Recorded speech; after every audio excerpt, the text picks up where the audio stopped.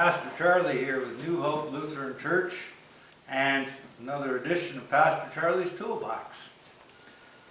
So today is kind of a special day because today is Ash Wednesday. And Ash Wednesday marks the beginning of the Lenten season in the Christian church. Now the purpose of the Lenten season is to look deeper into our lives for 40 days so that we might discover how to better our relationship with God and with others. So we begin that process with a ritual of repentance on Ash Wednesday. Now, we do that, of course, when we're able to gather and a pandemic doesn't keep us home. But in that ritual, we acknowledge that we aren't all that perfect and that we have faults. And, most importantly, that we would like to change. Now, I know a lot of people really don't see the need for that because normally a lot of people feel, hey, we're already perfect. I mean, how can you improve on this? Right?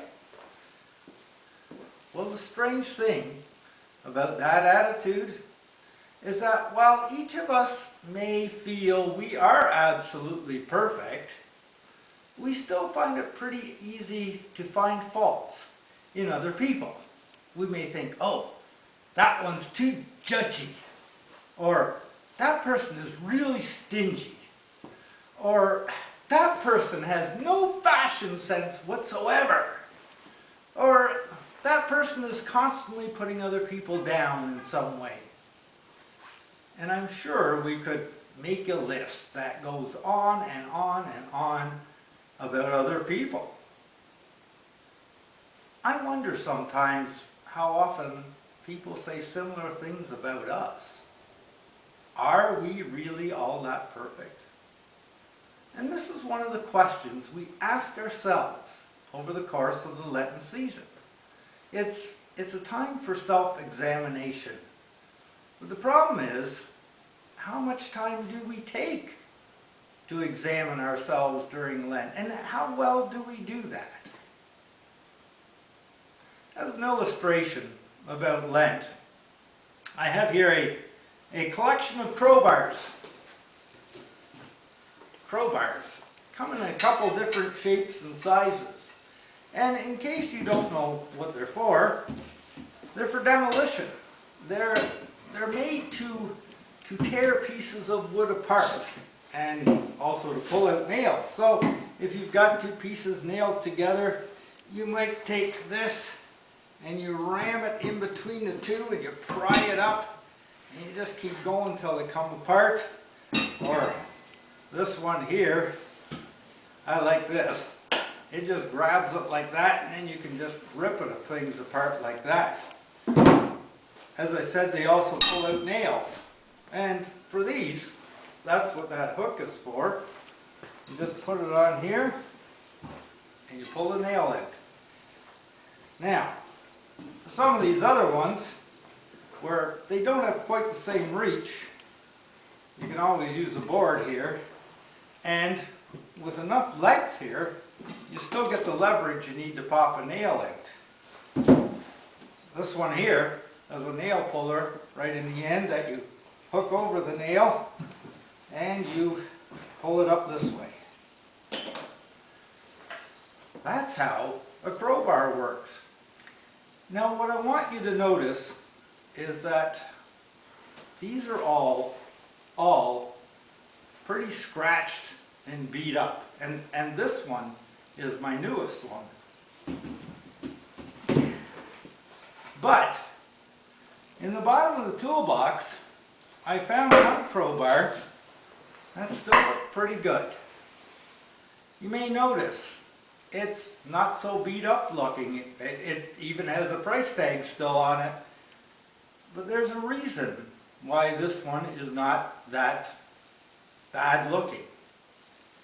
And the reason is that the shiny tools that you may have in your toolbox, they're that way because they're not always best. They are shiny because they're kind of useless, and so they hardly ever get used. They may look really good, but the reality is, in practice, they aren't very good.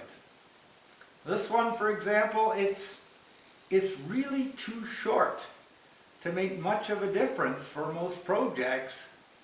And yet, I suppose if this crowbar were to go around comparing itself to the other crowbars, it might say, well, there is nothing wrong with me. And you can tell there's nothing wrong with me because just look at me. I'm not all scratched and beat up looking like the rest of the crowbars. If crowbars could talk. Now, unfortunately, we also spend a lot of our time trying to look good. And that's something that's mentioned in our lesson for today from Matthew 6 here. Jesus is talking about religious practices and how some people of his day, they love to show off their religious practices. They like to show off how generous they were, or how prayerful they could be, or how repentant they had become. They wanted others to admire them, actually forgetting that if we're going to look anywhere for praise, it really should be from God. Think of it this way. God isn't all that impressed with people who want to be admired for their wonderful deeds that are shown off in public. God is looking for those who are quietly faithful, without bragging about how shiny they are. And the reason for that is because scratched and beat up crowbars are the ones that get the job done. In the season of Lent, then, we may want to ask ourselves, are we busy getting God's work done? Or are we just concentrating on being shiny? When we start thinking seriously about such things, and we take the time to do that, that is when we discover where we want to make changes that will bring us closer in our relationships with God and with others. And really, that is the purpose of the Lenten season. We want to find our faults and weaknesses and own up to them with God. Look for where you have lost touch with God and repair those gaps. And while this process does take time and effort, it's going to help your faith all year long.